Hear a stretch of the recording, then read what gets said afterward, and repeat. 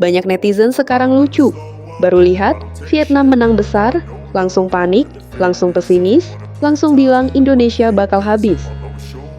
Seolah-olah pertandingan belum dimulai, tapi Indonesia sudah kalah duluan di kolom komentar. Padahal yang main di lapangan itu pemain, bukan netizen. Yang lari 90 menit itu pemain, bukan orang yang komentarnya paling galak sambil rebahan. Baru Vietnam menang 10-0 lawan Timor Leste, langsung ada yang bilang, udah, Indonesia pasti dibantai. Lah, kalau sepak bola cuma ditentukan dari skor sebelumnya, buat apa pertandingan dimainkan? Kadang netizen kita ini aneh. Giliran tim menang, paling depan bilang cinta mati.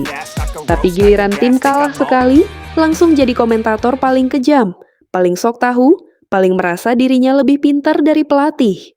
Padahal belum tentu juga, kalau disuruh lari 3 putaran lapangan, napasnya masih kuat. Jadi sebelum terlalu cepat meremehkan Timnas Indonesia U17, ingat satu hal, sepak bola itu bukan soal siapa yang paling ditakuti di media sosial. Sepak bola adalah soal siapa yang paling berani bertarung di lapangan. Timnas Indonesia U17 memang sedang menghadapi satu ujian besar. Ujian yang bukan cuma soal teknik, bukan cuma soal taktik, tapi juga soal mental. Karena lawan yang ada di depan mata bukan tim sembarangan. Lawannya Vietnam, tim yang dalam 2 pertandingan terakhir tampil seperti mesin.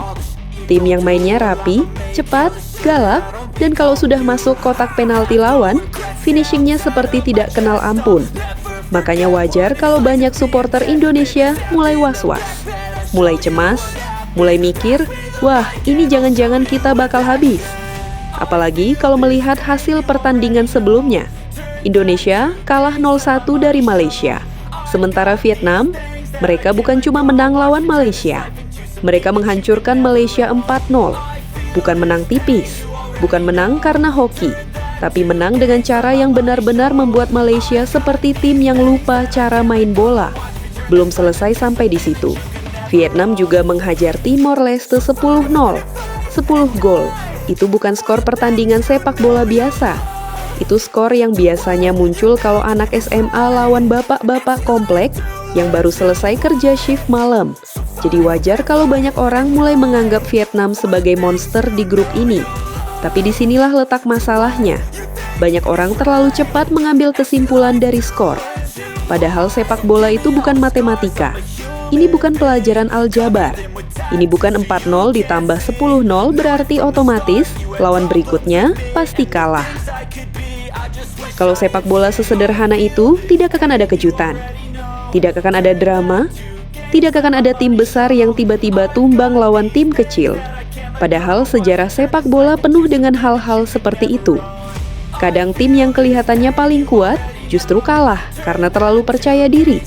Kadang tim yang diremehkan justru menang karena bermain tanpa beban. Dan Indonesia punya peluang untuk jadi tim seperti itu. Tapi tentu saja, peluang itu tidak akan datang begitu saja. Indonesia tidak bisa masuk lapangan dengan mental takut. Indonesia juga tidak bisa main setengah-setengah. Kalau masuk lapangan, sambil berpikir, yang penting jangan kalah banyak, ya selesai. Belum kick off pun, mentalnya sudah kalah duluan. Dan ini yang kadang jadi masalah terbesar tim-tim Indonesia ketika menghadapi lawan yang dianggap lebih kuat. Bukan kalah kualitas, tapi kalah nyali. Begitu lihat lawan main cepat sedikit, panik. Begitu kebobolan 1 gol, langsung buyar. Begitu ditekan 5 menit, mulai buang bola sembarangan. Begitu lawan cetak gol kedua, badan masih di lapangan, tapi mental sudah pulang ke rumah. Itu yang tidak boleh terjadi. Karena kalau bicara kualitas individu, Indonesia sebenarnya juga punya potensi. Kita lihat saat melawan Timor Leste. Indonesia menang 4-0, bukan hasil yang buruk, bahkan cukup meyakinkan. Putu Ekayana tampil bagus, Ridho tampil cukup berani. Davayuna juga menunjukkan bahwa Indonesia punya pemain yang bisa mencetak gol kalau diberi ruang. Masalahnya, melawan Timor Leste tentu berbeda dengan melawan Vietnam. Kalau lawan Timor Leste, Indonesia masih bisa cukup nyaman pegang bola, masih bisa bangun serangan pelan-pelan, masih bisa coba 1-2 sentuhan sebelum masuk kotak penalti. Tapi lawan Vietnam, Jangan harap bisa senyaman itu. Vietnam itu tipikal tim yang tidak kasih waktu lawan untuk berpikir. Begitu pemain belakang pegang bola terlalu lama, langsung ditekan. Begitu gelandang salah kontrol sedikit, langsung direbut. Begitu fullback terlalu maju, sisi kosong langsung diserang. Mereka main cepat, tapi bukan cepat asal lari. Mereka cepat karena tahu apa yang harus dilakukan. Ini yang bikin Vietnam berbahaya. Kadang ada tim yang kelihatannya agresif, tapi sebenarnya cuma lari sana-sini tanpa arah. Kayak orang nyari sandal hilang di masjid. Ribut sendiri, capek sendiri, tapi ujung-ujungnya tidak jelas. Vietnam beda. Mereka tahu kapan harus menyerang, tahu kapan harus menekan, tahu kapan harus memperlambat tempo. Dan yang paling penting, mereka sangat disiplin. Kalau pemain Indonesia telat turun sedikit saja, Vietnam bisa langsung masuk. Kalau bek Indonesia terlalu jauh dari posisi, Vietnam bisa langsung manfaatkan ruang. Kalau lini tengah Indonesia kalah duel, habis sudah. Makanya pertandingan ini bukan soal siapa paling banyak gaya. Bukan soal siapa paling sering upload foto latihan di Instagram. Bukan soal siapa yang paling ramai dibahas di TikTok. Ini soal siapa yang paling siap bertarung. Dan jujur saja, Indonesia harus belajar dari kesalahan saat kalah lawan Malaysia. Karena saat melawan Malaysia, ada beberapa masalah yang sangat kelihatan. Transisi bertahan lambat, komunikasi antar pemain kurang. Ada momen ketika lini belakang terlalu mudah ditembus. Ada juga situasi di mana pemain Indonesia terlalu buru-buru melepas umpan jauh padahal sebenarnya bisa bangun serangan dengan lebih tenang.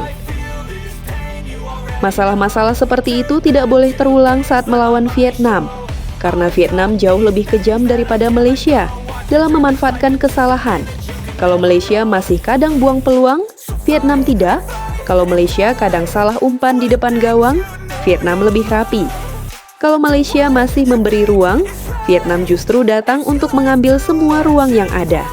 Makanya Indonesia harus main disiplin selama 90 menit. Bukan disiplin 20 menit, bukan disiplin sampai kebobolan lalu panik. Karena pertandingan besar biasanya ditentukan oleh detail-detail kecil. Salah passing sedikit bisa jadi gol. Salah marking sedikit bisa jadi gol, terlalu lama pegang bola bisa jadi gol. Kadang sepak bola level usia muda itu brutal, karena pemain muda sering main dengan emosi tinggi. Kalau lagi percaya diri, mereka bisa main luar biasa. Tapi kalau mentalnya jatuh, permainannya bisa hancur total. Nah, Indonesia harus pastikan satu hal. Jangan sampai Vietnam mencetak gol cepat. Karena kalau Vietnam unggul cepat, mereka akan makin nyaman. Mereka akan makin percaya diri. Dan Indonesia bisa makin tertekan. Supporter juga biasanya mulai panik kalau tim kebobolan cepat. Baru menit 10 sudah ada yang teriak, main apa sih? Baru menit 15 sudah ada yang bilang, udah selesai ini. Padahal pertandingan belum habis. Tapi begitulah sepak bola di Indonesia. Kadang pemain baru salah passing satu kali. Netizen sudah siap jual pemainnya ke klub antah berantah. Makanya pemain Indonesia harus tahan mental. Karena tekanan itu pasti ada, apalagi main di kandang sendiri. Bermain di depan supporter memang bisa jadi keuntungan. Tapi kadang juga bisa jadi beban. Kalau main bagus, sorakan penonton bisa bikin semangat naik. Tapi kalau main jelek sedikit, tekanan dari tribun juga bisa bikin pemain gugup. Jadi Indonesia harus bisa mengubah tekanan itu jadi tenaga tambahan. Karena kalau pemain Indonesia berani duel, berani tekan lawan, dan berani main cepat saat ada kesempatan, Vietnam juga bisa panik. Vietnam memang kuat, tapi mereka bukan robot, mereka juga bisa salah, mereka juga bisa gugup. Mereka juga bisa kehilangan fokus. Dan di pertandingan besar, kadang satu kesalahan kecil saja bisa mengubah semuanya. Jadi jangan terlalu cepat menyerah sebelum pertandingan dimainkan. Karena sepak bola bukan soal siapa yang paling ditakuti. Sepak bola adalah soal siapa yang paling siap bertarung sampai peluit akhir berbunyi.